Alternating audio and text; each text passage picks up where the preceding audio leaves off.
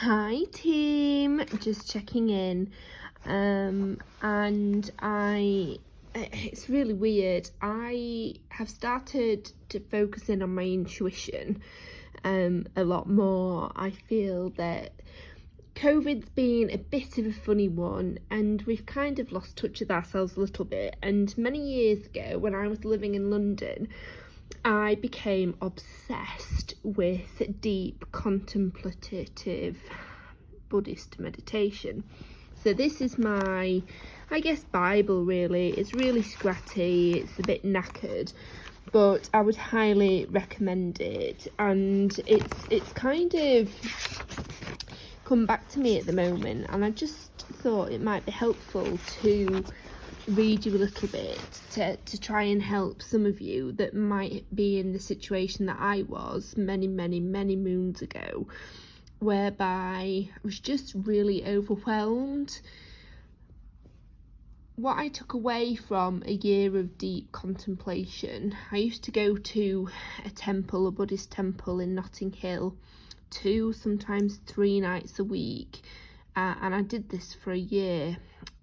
It started off because I, as an anthropologist, in the loosest term, because I don't actually do any studies, I just do personal studies. I'm always studying people because I'm fascinated and I want to learn. I was really interested in Buddhism as a religion, and I thought, what better way to learn about a religion than to actually do it? And so I went in with one view and I came out completely transformed in terms of my mindset. And the 2 areas it's really developed my maturity of mind, if you will, was firstly in relation to death. I have zero fear of dying. I need to work on how I feel about people I love dying. That is a difficult area, I think, for lots of us. But the second piece is around materialistic things. So yes, I love lovely stuff, and yes, I like buying things, but honestly, I mean, it's just stuff and it actually doesn't matter. So I just thought I would read you a little bit. So if you close your eyes and you just listen to my 11-year-old voice as a 37-year-old female on International Women's Day, I'm hoping that this might help you. I just feel drawn to do it. Very weird. So let's see what happens. Introduction. Motivation. One should receive this teaching on the parting from the 4 attachments, with the aim of Buddhahood for the benefit of all sentient beings who are as vast as space in extent. In such a way, one will generate the correct intention of bodhicitta. Listening to the teachings. How to listen. First, an explanation of how to actually listen to the teachings. It says in the Jatakas that one should be seated in a respectful position, gazing with joyful eyes at the teacher, drinking the nectar of the words of the teaching with one's mind in one pointed devotion, thinking of oneself as a sick person and of the teaching as the medicine which will remove this sickness. It is very difficult to find this human birth, and also immensely rare for a Buddha to appear in the world and give teachings. So one should rejoice in the opportunity to listen to the Dharma. Avoiding the 6 stains. In the well explained reasoning, it says pride, absence of faith, laziness, outward distraction, inward distraction and discouragement. These are the 6 stains. To explain these briefly, pride when listening to the teaching is thinking of oneself as already superior to the teaching, or the teacher. And in this case, there is no possibility of any of the teaching entering into our mind. As it is said, on the needlepoint of pride, not one atom of virtue can ever collect. Similarly, if one has no faith, aspiration, or confidence in the teaching, it will be of absolutely no benefit. It is said in the sutras that, in those who lack faith, nothing positive will grow. Just as from a burnt seed, no shoots will ever sprout. With the fault of laziness, one will not apply oneself to listening to the teachings clearly. And even if one does remember something, one will not put it into practice afterwards.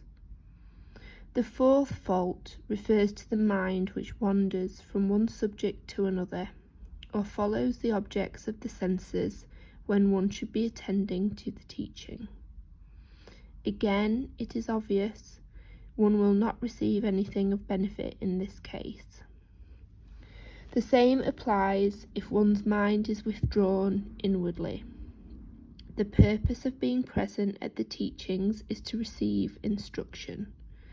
But if, for instance, one is attempting to cultivate some inner state of deep, one-pointed concentration during the teachings, then one will not be listening to them. Finally, a depressed mind is one that easily becomes fatigued by the effort of attending to the teachings. Thus one will be longing for them to end. At their conclusion, all one will have accumulated is the imprint of dislike for the teachings. As an antidote, we are advised to remember that the teachings were acquired, often with immense difficulty, by the great Tibetan men and women of the past, after long and arduous journeys to India. The three faults. One must equally avoid the three faults comparable to the pot. Here we compare ourselves, in receiving the teachings, to some kind of container, and the teachings to the liquid to fill that container. If the pot is turned upside down when the liquid is poured, clearly no liquid will enter. Similarly, if we lack even the barest essentials of assertiveness to the teaching, our mind will be completely closed. Attendance at the teaching will be absolutely useless. If the pot is turned the right way up, yet has a hole in the bottom, the liquid will go in but will not be retained. Similarly, if we hear the teachings but do not retain them in order to practice them afterwards, again, it is completely useless. The point of the Buddha's teaching is not to make us feel simply inspired, but to provide precise practical instructions which need to be heard and then retained. For example, when we stop and ask someone directions, we would be foolish not to listen and retain them in order to arrive at our destination. Exactly the same applies to the Buddha's teachings. They are to be heard and then retained. The third fault of the pot is where it is the right way up, has no holes but does have poison in the bottom. Similarly, if we do attend to the teachings and retain their meaning, but have an impure motivation in listening to them, such as a wish for power, fame, or some other worldly motivation, then they will only be poisonous to us. They look wholesome, but in fact they will just increase our egoism. Motivation and relationship to the teachings. Avoiding these faults, what motivations should one have? We return to the very first point. By receiving these teachings, we are going to achieve enlightenment for the benefit of all beings. There is no pure thought in the entire world than this iron motivation, as it is entirely free from egoism. We can understand our relationship to the teachings in this way. The teacher himself, representative of the Buddha in giving of his teachings, is like a doctor.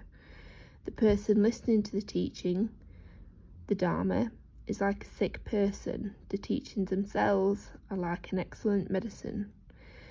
Our defilements of hatred, desire and ignorance, etc. are like a very powerful illness. The activities of meditation, contemplation and daily life practice to be carried out after receiving these instructions are like the regime of treatment that will cure this sickness of defilements. I would sit and our teacher would read to us from this Bible, if you will. It's probably not the correct name for it. And he would read to us, and we would then sit with our legs crossed in a state of meditation for 20, 25, 30 minutes. And we would reflect and think about the teachings, and then we would have discussion thereafter. So that's just a little bit of an insight. I think it's a good start for a first sort of intro from the crazy mind of me, in the hope that for anybody that's feeling overwhelmed or just not excited by life at the moment, that you can open your mind up a number of levels more than you could ever believe. And I think right now, people are feeling overwhelmed, and just actually focusing in on what we want and what we're open to is an important part of moving forward. So yeah, very long video, sorry, but I hope that's brought you 10 minutes of peace and quiet, and given you a little bit of food for thought. Happy International Women's Day from me to you. Night.